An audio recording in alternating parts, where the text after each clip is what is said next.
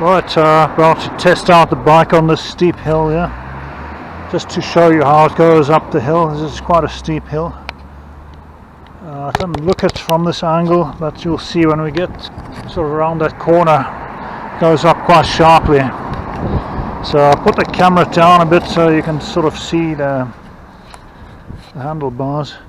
I'm going to start off with a power setting of 2 and we'll go from there. Of course using the gears as well. So here we go. This hill used to be quite difficult to get up on the bike.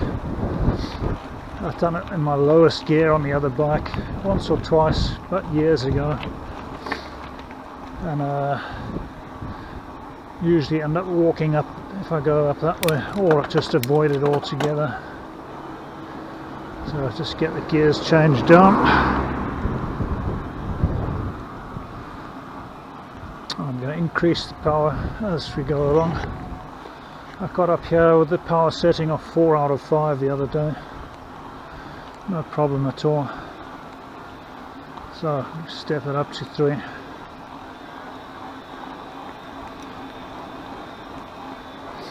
can feel the immediate boost in power.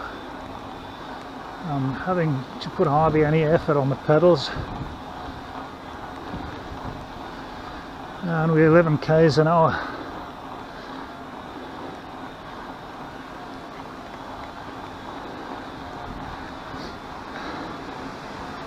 So just to give you an idea, that's the hill here. Pretty steep. Get the camera straight.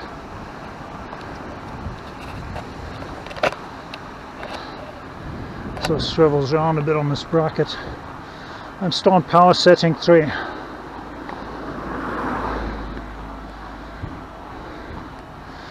And in second gear, so second from the lowest.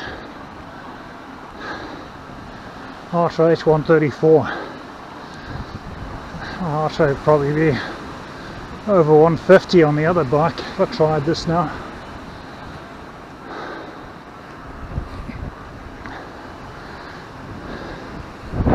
Just to give you an idea.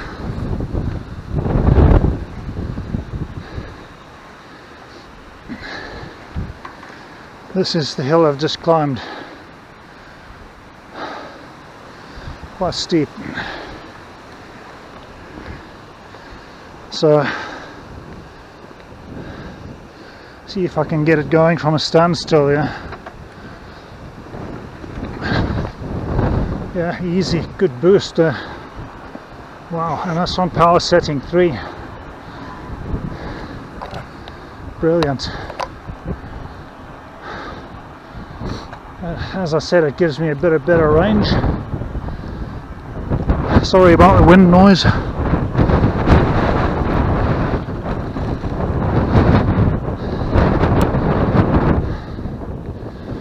just thought I'll show you as well. I'll see if I can stand so the wind's to my back, because this camera is on my chest. The mud guards, £5.50 I think they were on eBay.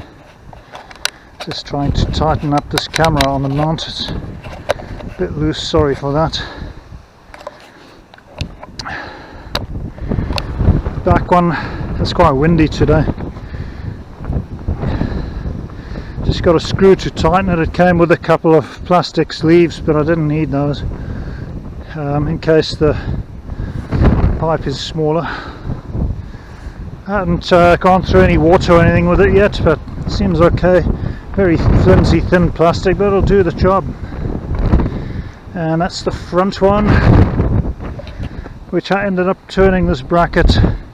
It was facing upwards, I turned it the other way. It just slides out of there. And I found a screw that was short enough to put into the hole. And seems to be holding, otherwise it would have been too close to the wheel. So I just put a nut on the little bolt as a spacer because it was a little bit on the long side, and tightened it and fits it in there perfect. Great that there's threads in there for that. So we'll carry on going up the hill with it. Still on speed setting 3. Still, well, the battery's now gone down to 2. So that has hammered the battery just going up that hill. But I haven't charged it since I had the bike. So away we go again. I'm going to switch that down to 2. Move the camera up a bit. Just put it up there so that you can see where we're going. Just thought I'd do a short video to show you how this bike climbs up hills. Right, well, as you saw, that went quite well up that hill on a power setting of 3, and did it quite easily actually, so quite happy with that. Mud guards seem to work quite well. Went through some water with them. You probably couldn't hear me part of the time because it's pretty windy out there, quite a cold autumn wind blowing. But yeah, these mud guards are cheap and cheerful, just thin plastic, but easy enough to fit, and they seem to do the job so far. I just went through a few puddles and I didn't feel any splashes on my face or anything like that, so all good, I guess. We'll see how it goes over time. The only thing, the battery went down from 3 to 2 up the hill, and then after that it rapidly went down to level 1, so 1 out of 5. So 20% power left in it. So I turned around and came back, so I did only about 9 k's in total, I think it was. Yeah, 9.3 k's. When I came back down the hill, I just turned the motor off and just coasted all the way down. I was hitting like 52 kilometers an hour at some point, because these hills here are quite steep. So I'm going to give it a charge now. I don't know how well it was charged in the shop, because I haven't charged it as yet since I had it.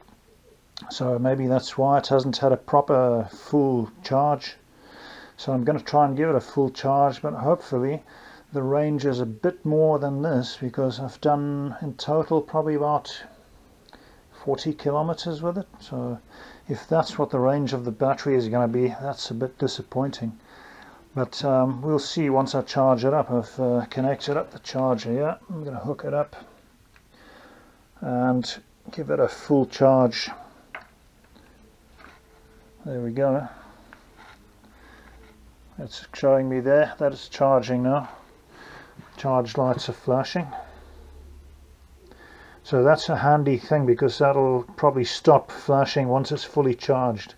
It takes, I think, 2 to 3 hours according to the manual. So I'm not needing the bike in a hurry at the moment, so that's fine. I'm just going to leave that on charge and see how we go with the mileage after that. Hopefully it will be slightly improved, because 40 kilometers, just under 40 kilometers and down to 20%, it's not very impressive. But like I say, the terrain is quite hilly here.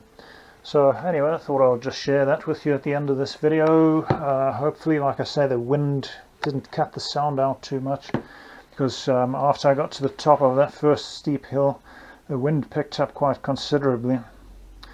So yeah, I'll just have a look at the footage, and I'll probably cut it after a bit, because I was riding straight into the wind after that.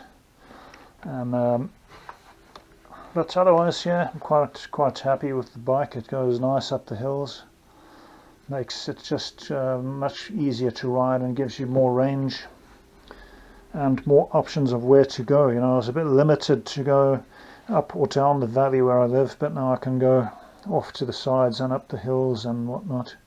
So I want to give it a good test ride, go and visit someone that lives about 10 or 12 miles from here. Visit them for a while and then come back, so probably be about a 24-mile ride altogether. So we shall see if the battery lasts for that long.